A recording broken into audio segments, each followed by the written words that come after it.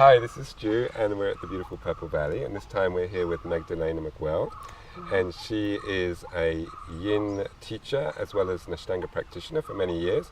So we thought we'd take this opportunity to ask her a little bit about what it means, a Yin practice, and how perhaps we could incorporate it into our daily practice regime and the benefits we might get from it. Hi, welcome. Hi, thank you. So first of all, let me ask you, when we talk about a Yin practice, what do we mean by that? So Yin Yoga is just a name that Paul Greeley and Sarah Powers named the soft side of a yoga practice. Right. So any Hatha yoga can be called Yin because Yin is the softness, the long held positions, not to stretch, just relaxing. So everything that is Yin is a bit softer than Yang. Right. But there is always Yin in Yang and Yang in Yin. Yeah. So even in Ashtanga practice, we can do Ashtanga in a Yin sort of way. So we can, because Ashtanga is repetitive, it is Yin. Repetition is Yin. Right. And also to be with the breath, awareness, and really slowing down the breath is Yin. Right. So in our Ashtanga practice, we can also incorporate Yin energy. So it doesn't have to be, so if you've got that a quick full power practice, then maybe that's more Yang, Yang, is it? of course, like a Bikram yoga is more Yang. Ashtanga yoga is Yang, but there is always Yin in it. And the same thing with the Yin yoga, traditional, you can say what you call Yin yoga. Yeah. There, of course, is Yang in that yoga. Some poses are more Yang, and some poses are more Yin. But saying that, Yin is soft, not stretching, not doing anything in particular, just relaxing in the positions. So we want to come deeper to our connective tissues, our ligaments, deeper in the body, and most of all, in my way of teaching, to coming to the mind, present moment. So very much similar to the Ashtanga practice in that way, it's about Very the mind similar. and breath and a sort of meditative practice. Of course. For me, Ashtanga Yoga is meditation. I practice Vipassana meditation, not only in the Goenka tradition, but different styles of Vipassana. It's insight meditation, so you look inside in your own nature.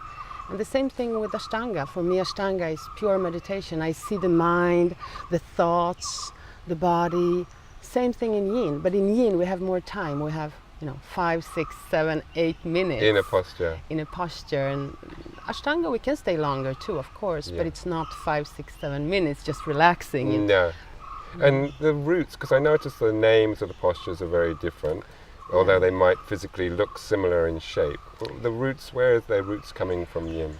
So the roots from Yin are actually from Paulie Zink, who is a martial art master of monkey kung fu. So it's Yin Yoga is basically coming from China and traditional Chinese medicine, and that's why the names are different. They are not asana names, like the seal or the saddle or the sphinx, dragon. It's more of a qigong origin, where you want to come into the meridians. You want to stimulate the meridians in the body. So, And how does, sometimes we hear there's sort of crossovers, so we hear potentially restorative, we hear Yin, we hear Yin restorative. What I know, all these names, right? Names. Is there a delineation between different things, or is there a big difference you see in the intention between restorative and Yin, or? It is different because restorative is more Yin than what we call Yin, right? In restorative, we don't want any tension. We want the body completely softened.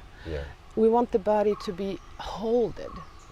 We want to encourage trust, total trust in cushion, by using cushions and blankets, and we want to enhance the oxytocin. Is it in English? Oxytocin, the hormone? Yeah. Relaxation hormone. Oxytocin. Yes, oxytocin, prolactin as well. So the hormones that relaxes the body and mind. Yeah. So that's more what we call restorative, is Iyengar. Right. Hatha yoga, that Right. is basically for sick people or old people. But we are very stressed in our society, so we need restorative. So I've heard 20 minutes. Yeah, that sort of rejuvenation and refreshing that maybe you don't get from your sleep if you're in that highly stressed state. Yes. Okay. Whereas Yin is more of a body work. Right. So it's more like acupressure as well as relaxation. Right. Because you want to have a slight intensity in the positions, but not pain, and we don't pull. And my Yin, I've been teaching for many years. I don't want to stress anything because we have enough stress in our life. No stressing the ligaments, no stressing, no pulling, no stretching. I try to avoid positions where we don't use blocks or cushions. Right. So very much a supported practice. More towards the restorative, but not really that relaxed. Yeah. Because some people would view, me probably as well in the past, that I might like to do Yin as viewing it as maybe potential openers for my Ashtanga practice. I know. Yeah, so it's like if I do this, my Baddha for 10 minutes or something, then when I come to do my Ashtanga practice, it should be a little bit more open. But is that the wrong approach to take into the Yin practice? Well, I had that approach as well. Right. And I don't really agree with that anymore. Right. I used to do Yin before my Ashtanga practice. Right. And I don't think it's right anymore. I think you should do Ashtanga and you should do the sun salutation as an opening of the body. Right. And actually, to do Yin before, you cheat in a way. You don't get the uncomfortable energy that you do in the first sun salutation, especially in 4 o'clock in the morning when it's cold. And you want that. So Ashtanga Yoga is very much like Yin because we also connect to the connective tissues, right? And we want to do that in the sun salutations. Of course, Yin makes your body more agile, more flexible, but the meaning in my philosophy is to the meditation and to use Yin as a complementary technique in the evenings, maybe twice a week, maybe not every day, you know, and not pulling and not stretching, because when we pull and stretch, we want something, and that's greed, right? So we're back to the kleshas actually. Right. So not also as a standalone practice? No. Of course, I have many students who are 60, 70, 80. They would never start a yoga practice as Ashtanga. No? Not get them on the Ashtanga mat? You can do it. Ekam, inhale, right? No. No. I have 3 young, vigorous people who come twice a week, Ashtanga people, who come twice a week just to relax. Then I have like 40s, 50s, 60s, 70s, 80s that really need the practice to do something. A little bit more nurturing? Nurturing, more restorative, and opening the body, the stress in the body that Yin is so good at addressing, just the stress in the shoulders, in the back. And then I have, so it's vigorous, athletic people, older people, and also maybe injured people who cannot do anything else and have to come to a very soft practice. So our intentions behind the practice of Yin, and you were saying that the mindfulness meditation, how do we incorporate that into, and you're going to give us a little sequence at the end, which would be fantastic, so people can try that out. So the sort of things that should be going through your mind when you're opening up to a Yin practice and what you want to get out of it, what sort of things should we be thinking about? Not have any agenda, not wanting anything to happen, just relaxing the body, the tissues. In mindfulness meditation, we watch the mind. Right. We want the mind to embrace everything with an open heart. So instead of judging our bodies that they are stiff, oh my hamstring, no, the poor hamstring. I've been hearing this really nagging words for years. Be nice to your body, be nice to yourself, be nice to your stomach, your back, not as, oh, my back hurts. It's not, just go inside that pain. When you do Yin, you feel it, you go inside and breathe and relax deeper and deeper and deeper, and then the body says, I'm safe now, she's nice. Right, now I can let go. Now maybe. I can let go, so it opens up. Yeah, really opens up. Because I've done the odd bit of Yin in the past, but maybe it was 10, 15 years ago, and going into a posture, and it got pretty intense after like a couple of minutes, and then I was in it for maybe 5 minutes, and it was more like, I can't wait to get out. Yes. So there, was in it too deep, I imagine? No, but that's what happens in the Yin Yoga. So it's not a restorative. So sometimes, and especially if the intensity is in your glutes, you know, in safe places, sometimes also in lower back, we can breathe through it. So a teacher in that case is very necessary. You need to have a guide that tells you to relax into it. And if you can't, to come out of the position. So what I do in my classes, I guide the students all the time. I've done a lot of Goenka retreats, you know, Vipassana. It's very much the same. You go through the body and you feel. So what I do is I guide the students in a Goenka manner to go through, scan the body. It's a healing process, the whole. And if you have restriction, slowly, you know, go into that and feel it. And if you can't bear it, please come out. Don't punish yourself and like. Because we're back to sort of yang, aren't we? Exactly, that's yang. So you can have yang and yin as well, of course. And I see students. So if I see a student that is like pushing and trying to, you see sweat coming, you know, in yin, where you're cold actually, please come out of the position.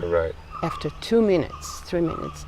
And if I see someone who is, you know, just in a different energy, they can stay maybe 7, 8 minutes, just relaxing deeper and deeper. And things happen after just one yoga session. You feel the prana, you feel the chi floating in your body. It's beautiful. But if you don't push too much with the mind. If you're more eased back. And you mentioned there about being cold going into it. What's the purpose about that? You know, because we always think exercise, let's warm up a little bit before we start stretching things out. Because we don't want to stretch, we want to relax. So when the body is warm, actually we stretch the muscles, which is great. If you're very stiff, you should do Yin after vigorous practice, after a young practice. But if you're more flexible, you can do it when you're cold, when the body is cold. So then you can feel the fascia, you can really actually feel it. And of course, no ligament stretching, no stressing of the pleats. Let's talk about that, because we've heard, and people are like, oh my God, Yin, stressing of the ligaments. So tell us a little bit about that. Where's it come from? Where's the idea come from initially, and why? The idea is that we want to do a practice on the ligaments, that we want to put the chi inside the ligaments, inside the joints. But for me, Yin is a mind practice. And in that case, we can stay longer and just watch the mind's aversion towards the body, towards the position, and how quickly it changes whenever we come out of the position. So is there a certain type of practitioner or person, shall we say, that Yin wouldn't be so suitable for? Of course. Very flexible people, dancers, for instance, so very flexible Ashtangis. So if you're third, fourth series or whatever. They should be very careful not to stretch, and they like to stretch. Dancers in particular like to stretch. So in my class, when I see a person very flexible, I use more cushions and bolsters. So they can't go there. So they need the Yin for the mental relaxation, for the meditation. And what about people with different mental states? You know, is it suitable for everybody along that lines, or there's an area that's maybe not so suitable? So yin is, everything that is yin is darker, softer, more inwards, very, very relaxing. So people who are having depression, Right. severe depression, and are very mellow, and also maybe overweight, a lot overweight, and like the yin part of life, Right. maybe they should do more a yang style of yoga. Right. And for a lot of people, they're thinking, yeah, but if I want to do it at home, because a lot of people going to be watching this don't have any teachers near them or whatever, but they're thinking, I haven't got all these bolsters and straps and props that we see in the videos and things. What can they use instead? Yeah, I use Boox. I use cushions that I have at home in my sofa, you know. Now I have bolsters. Now so you have all your stuff. And what, you know, people might say, okay, if it's so relaxing, what's the difference between doing that and me just lying on my sofa watching the telly? Yes. When you watch the telly in your sofa, you're not aware of you. So hopefully, if you're a meditator, you are aware that you're watching TV and lying in sofa.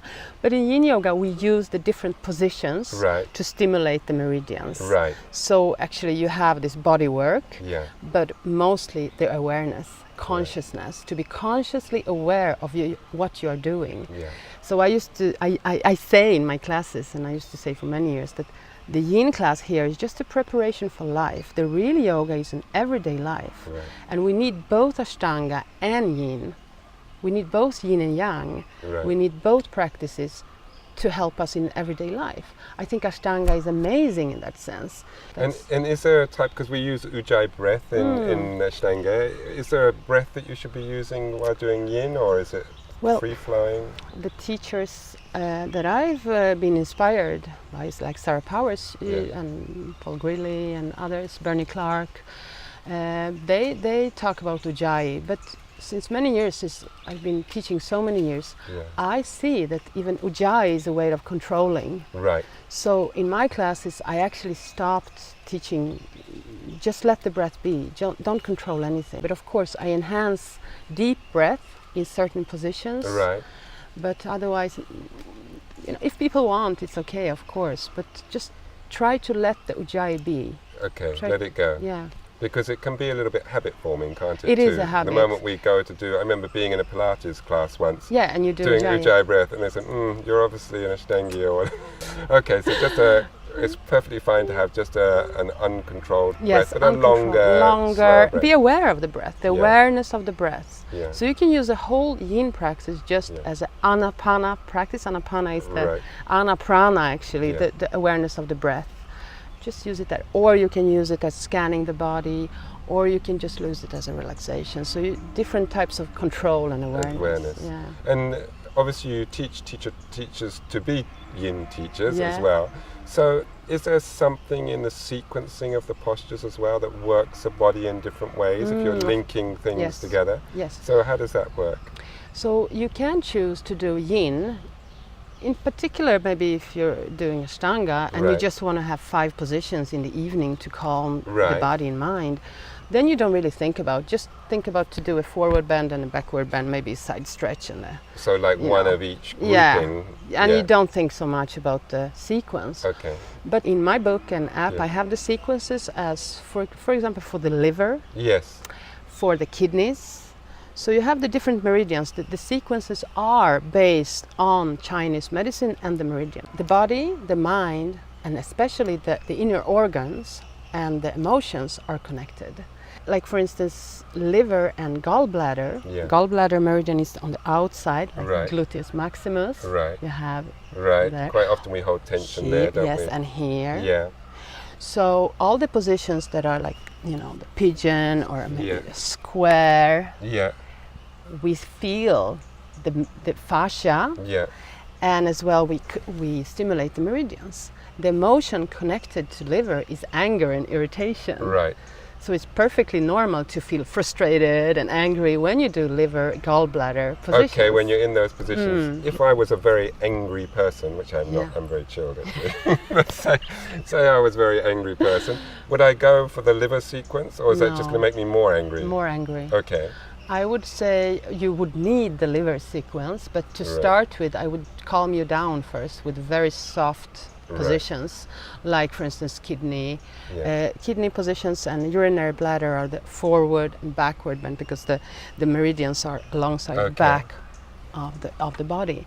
So I would do that, and then maybe, like I have workshops that are 6 hours. I start with kidney often to relax, and then I go deeper and I end with the liver and gallbladder, and I talk about it a lot too.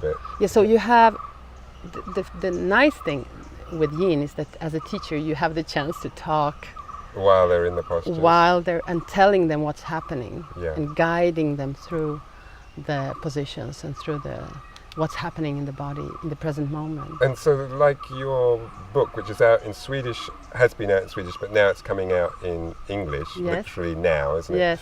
Or by the time this is edited, it will be actually out on the shelves, isn't it? We hope it comes, So it was like one of the best sellers in Sweden, right? Yes. Can you translate the name of the book for us into English? So in Swedish, the book's name is Vila dig form med Yin Yoga. It means rest yourself in shape with Yin Yoga. Right. In English, the book's name is Serenity Yin Yoga. Rest yourself into a healthy body and mind. Right. People really reacted that, wow, I can rest and still get a body work. Right. People ask me how many years it took to write it. I say it took maybe 1 year, but I've been writing it for 25 years, you know. During your practice and and all the ideas that I had is to, through the beautiful pictures and the energy of the book, you really relax. You see the book, and everything about the book is thought of, like how you open it, that it's lays down. Lays flat, rather than irritates you by pinging exactly, again, and the sequences are really thorough. You can see the exact sequences. And also I have my students and my friends in the book that are old and young and so very big much and small. Normal people. For normal people. So the response is fantastic. I have emails from people who never did any, body work, any type of yoga, and they start with this small, very simple positions, and change. Maybe they can do Ashtanga after that, or running. Or, it's beautiful. Yeah, so I'm really grateful and fortunate and happy about this. Yeah. So nice to talk to you, Magdalena. Thanks for doing this. And now we're going to get a chance to do a sequence that people can use. Aimed maybe more, because a lot of our viewers, this being Purple Valley, like an Ashtanga sort of haven, we'll maybe aim it more towards complementing an Ashtanga. That's my dream, that more Ashtangis would see the small benefits. In so the we evenings. would say be open-minded, maybe try it out and see whether you like it and how you go from there. Thank you so much. Thank you so much. Thanks, Magdalena. Yeah, exactly, Stuart. If you want, you can put some blocks or cushions, something under your knees. Relax the shoulders. Relax the back, the neck.